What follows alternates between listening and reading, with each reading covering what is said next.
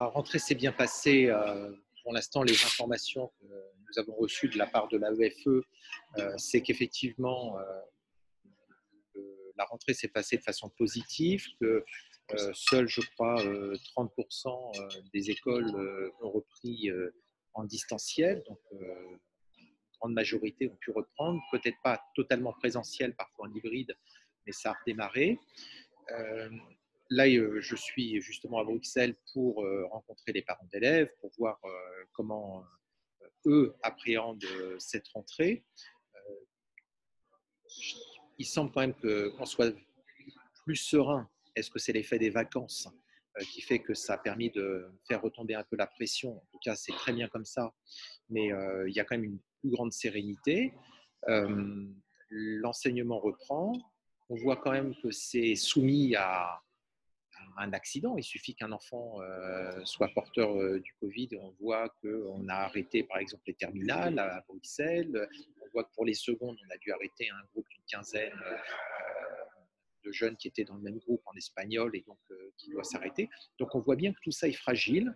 Je dois être à Sarrebruck en fin de semaine et on m'a averti ce matin qu'il y avait un cas Covid et qu'ils avaient fermé le lycée franco-allemand. Donc on voit bien que tout ça est fragile. Mais ceci étant, je pense que cette fois, on démarre plutôt préparé. On a connu le confinement et je pense que les parents maintenant savent qu'ils ont traversé une période difficile et on peut espérer qu'on n'aura plus ces problèmes-là avec cette intensité à vivre. Mais il y a des endroits où on est toujours en distanciel, comme en Amérique latine, et là, l'enjeu et le problème restent compliqués. Cette histoire de fiscalité prend sa source dans le fait qu'on a taxé les non-résidents au départ sous le gouvernement Chirac, la taxe sur les OPCVM pour les non-résidents, condamnation de la France. 2012, le gouvernement Hollande arrive, c'est la phase 2. Il invente la CSG-CRDS pour les non-résidents, pour les revenus immobiliers des non-résidents. Il se trouve confronté au fait qu'il est condamné par l'Europe et donc il doit revoir sa copie. Nous en arrivons donc à la phase Emmanuel Macron. Un député de En Marche fait valoir qu'il faut abandonner la CSG-CRDS sur les revenus, les revenus immobiliers pour les non-résidents. Il obtient gain de cause, donc ça fait un manque à gagner pour Bercy, qui donc doit inventer une nouvelle ressource. Donc, via le projet de loi de finances, fait passer une nouvelle taxe pour pouvoir récupérer le manque à gagner. Le problème, c'est qu'avec cette nouvelle taxe, elle impacte tous les non-résidents potentiellement qui ont des revenus de France. C'est une contribution supplémentaire. Prenant conscience que ça va avoir un effet politique juste avant l'élection que nous devions avoir à l'étranger cette année, eh bien, les députés En Marche faut prendre conscience qu'il vaut mieux faire un moratoire et analyser la situation. Ils obtiennent un document de Bercy pour évaluer la situation de cette idée de taxe supplémentaire. On se rend bien compte, et c'est écrit dans le document, qu'il faudra payer plus pour les non-résidents. Ça a un coût. Ça aura un coût pour les non-résidents, mais ça aura un coût politique pour le gouvernement qui ferait passer cette taxe. Le juge de paix va être dans le projet de loi de finances. Évidemment, l'opposition va s'opposer à cette proposition. Nous verrons si le gouvernement et la majorité insistent dans cette direction. L'approche du gouvernement est, je pense, fondée un petit peu sur la philosophie de Bercy, qui est de dire on aide les entreprises qui payent des impôts en France. Donc, partant de ce principe-là, on ignore les entrepreneurs français à l'étranger, les entreprises de Français à l'étranger qui ne sont pas positionnées sur le territoire français. Donc ça, c'est un peu leur logique. La difficulté, c'est que quand on aide des gens à exporter, des entreprises, on les aide à exporter, et ces entreprises, pour exporter, mettent en place des réseaux de distribution avec des filiales à l'étranger.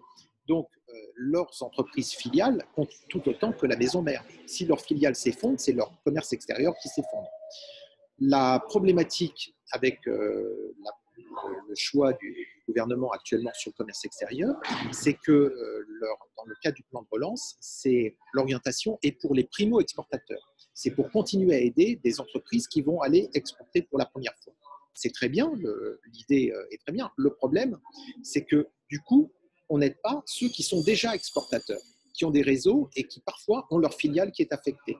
Et donc, ma proposition, c'est de prendre en compte la possibilité pour les entreprises qui ne peuvent pas emprunter à l'étranger parce qu'ils sont considérés comme emprunteurs entreprises étrangères, ils ne peuvent pas emprunter dans le pays où ils sont, ou alors à des taux 18% comme en Amérique latine, donc ils ne pourraient pas rembourser.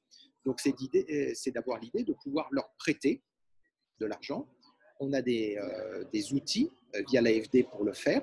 Et donc ça a été tout le sens de ma proposition, c'était d'utiliser ces outils et de réserver une part des aides que nous faisons dans le cadre de l'aide française au développement aux entreprises étrangères, et bien qu'on en réserve une partie pour les entreprises françaises.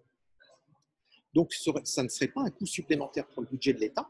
C'est déjà de l'argent que l'on met dans l'aide au développement. Mais ces entreprises françaises qui investissent dans des restaurants, dans des entreprises de tourisme locales participent au développement du pays et font partie de la chaîne de valeur dans le domaine du tourisme qui part de France pour aller découvrir un pays à l'étranger. Donc, c'est une chaîne de valeur complète.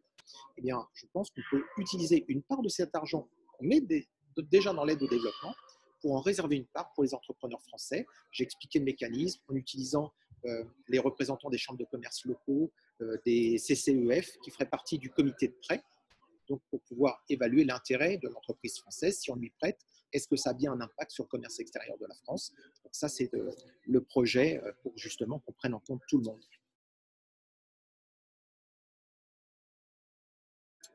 Il faut déterminer un système. Si on fait la proportionnelle intégrale sur une circonscription, on va se retrouver dans un système qui amènera des coalitions pour fonctionner.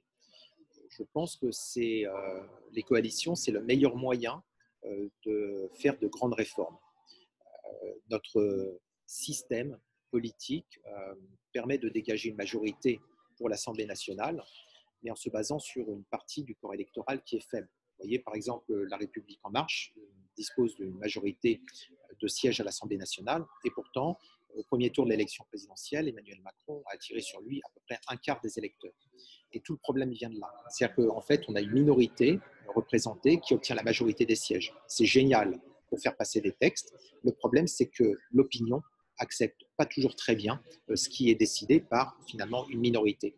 Donc l'idée, et l'Italie nous le montre, c'est de passer par des coalitions qui soient larges, qui regroupent des partis politiques différents.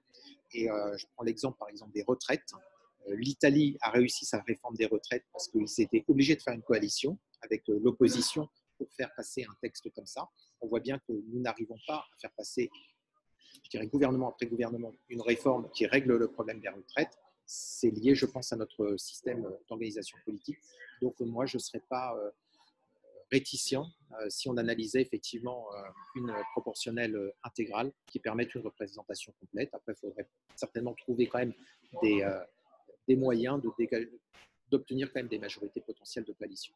Et ça marche en Allemagne, ça marche dans d'autres pays. Pourquoi pas chez nous?